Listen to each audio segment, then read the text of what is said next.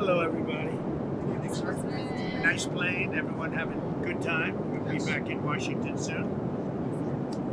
We have a lot of good news to report, and you'll be hearing about it. Probably not now, but you'll be hearing about it. We've had some good things coming out of the many war zones that were created by Biden and a group of incompetent people.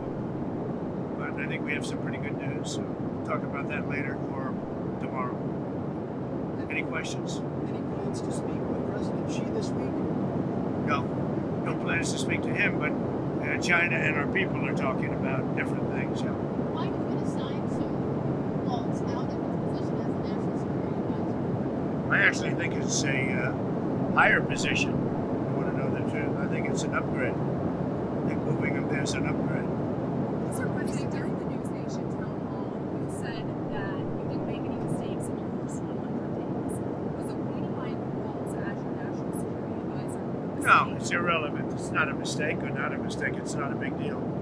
So what He was fine, and where he is, he'll do a good job. What made you lose I don't confidence? consider that.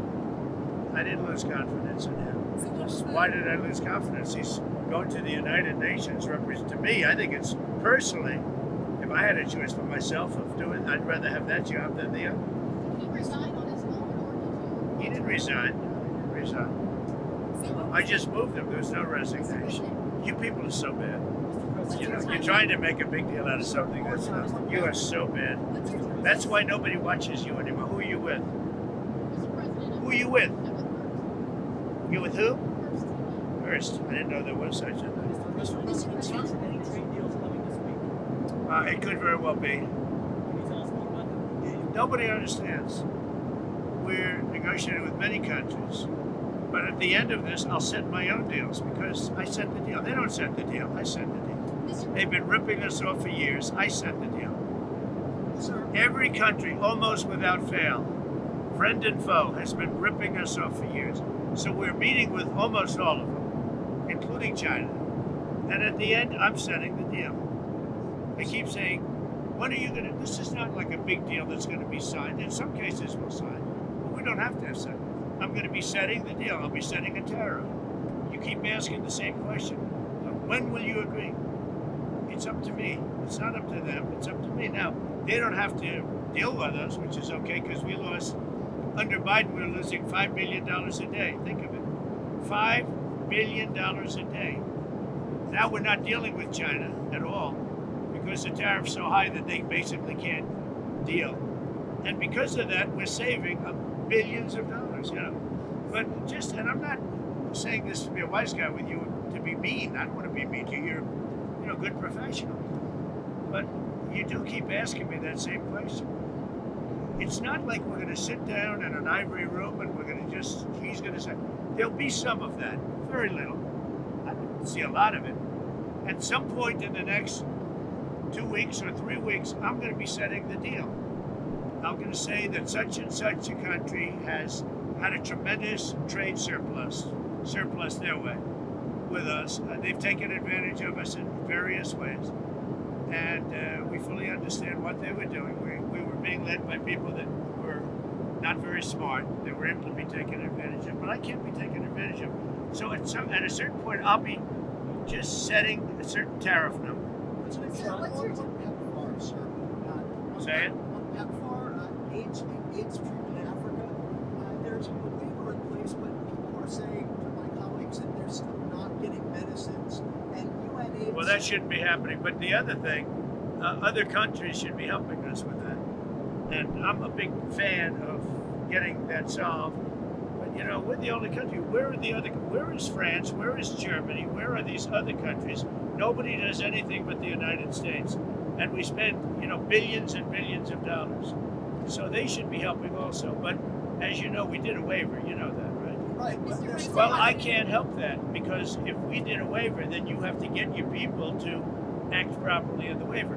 But I do ask, why are we the only country doing it? Mr. President, what's your timeline on the rest of your judicial nominations, and what's your criteria when you're picking judges? Which nominations? The future judicial nominations for the federal judge positions. Well, we're putting them in rapidly. We're trying to get very good ones. I mean, we need judges that are not going to be demanding trials for every single illegal immigrant. We have millions of people that have come in here illegally, and we can't have a trial for every single person. That would be millions of trials. The people elected me in a landslide with every single, we won every swing state, we won everything there is to win by big numbers. Not only swing state, we won the popular vote by millions of votes. They elected me, this was the #1 issue, and now we have judges that are radicalized and they're crazy because they want us to have, if you believe this, they want us to have a trial for every person that came in illegally into our country. So they come into our country illegally, and then we're supposed to take weeks, I guess, and months to have a trial on every criminal, that we have murderers all over the country. I don't think the Supreme Court will stand for that. I can't believe it. Because you know what? If they do, we're not going to have a country. Go ahead. How will you make sure that the judges that you appoint are different than that? All you can do is do the best you can. You know, you try and appoint the best people to being judges or anything else that you appoint. But so far, you know, we've been very disappointed with the decisions that come out, and mostly from the people appointed by others than me. But it's just so hard to believe that you have a murderer. Many, you know, we have 11,888 or whatever the number is. We have thousands of murderers in this country. We're getting them out. And they say, we don't want them out. We want them to stay in our country until they have a trial. Trials take years. They take years. It's so crazy. We won't have a country left. We can't have that happen. Who are you with? Wall Street Journal. That's right. Well, you people treat us so badly. Wall Street Journal has truly gone to hell. Go ahead. It's a rotten newspaper. You hear what I said? It's a rotten newspaper.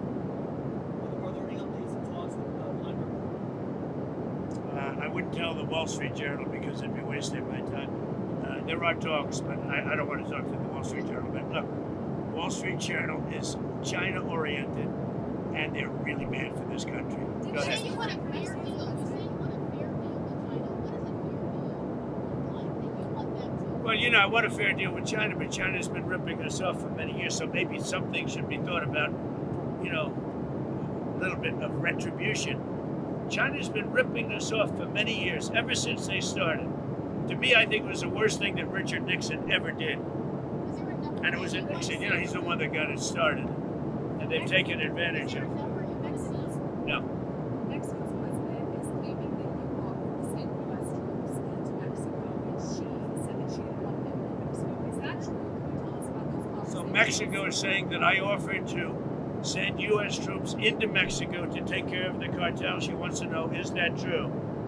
Do you think I'm going to answer that question? That's why I'm asking. We'll see. I will answer it. It's true. And why would you do that? Because they should be, they are horrible people that have been killing people left and right, that have been, they've made a fortune on selling drugs and destroying our people. We lost 300,000 people last year to fentanyl and drugs. They're bad news. Yeah, that's true. If Mexico wanted help with the cartels, we would be honored to go in and do it. I told her that. I would be honored to go in and do it. The cartels are trying to destroy our country. They're evil. And, you know, we had 300,000 people die last year from fentanyl and all of that. We had hundreds, we had millions of people brought into this country that shouldn't be here. The cartels brought them in. So if she said that I offered to do that, she's 100% Then right. are you disappointed that she denied that request, that she doesn't want? Well, she's so afraid of the cartel she can't walk, so, you know, that's the reason. And I think she's a lovely woman. But the president of Mexico is a lovely woman. But she is so afraid of the cartels that she can't even think straight. So on Friday, you told Mr. Walker that maybe little girls Christmas doesn't need $35. Maybe they just. Let's not. What all I'm saying is that you don't, that a young lady, a 10-year-old girl, 9-year-old girl, a 15-year-old girl doesn't need $37. She could be very happy with 2 or 3 or 4 or 5. I would. Let's not waste a lot of time on a stupid question. What else?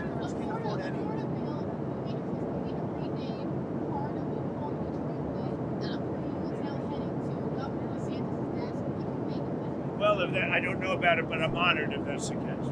If they're going to name a road after me, if that's the case, I'm honored. Thank you. So what do you say you have? Go ahead. Were you considering to be your own permanent have a lot of people that want the job, I can tell you. It's, I mean, a lot of people say it really works in with what Marco's doing. But we have a lot of people. I'm going to be naming somebody, but we'll make it. I would say within 6 months. He would do the job permanently, but I don't. I think it's, it's an appropriate job. Are you considering Stephen Miller?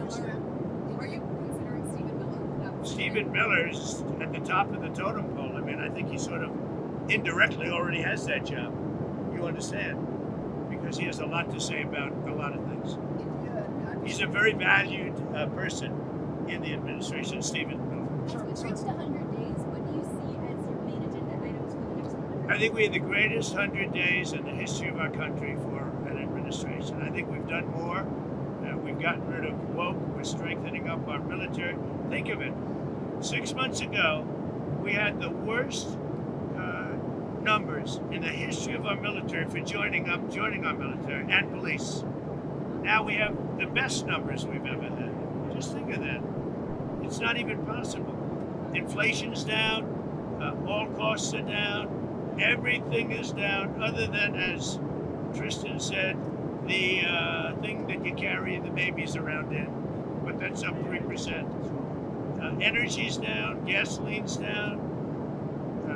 Nobody's ever seen anything. Far ahead of schedule. So people that were paying a lot for groceries are paying a lot less. And interest rates are even down. We have a very stubborn Fed, but Fed should lower, but that's okay. But interest rates are down, mortgage rates are down, and pretty amazing. So we've done. I don't think there's ever been a better opening 100 days. We have a lot of fake polls where they interview Democrats, not Republicans, but meaning more Democrats. I had a pollster that said to me, a legitimate pollster, John McLaughlin, top person. He said he's never seen polls that were so fake before, where they overweight the Democrats. And I only bring that up because I think it's something that should be said. It's a shame how dishonest the media is. The media is corrupt and they're dishonest and they're so bad for our country. Thank you very much, everybody. What's your message to the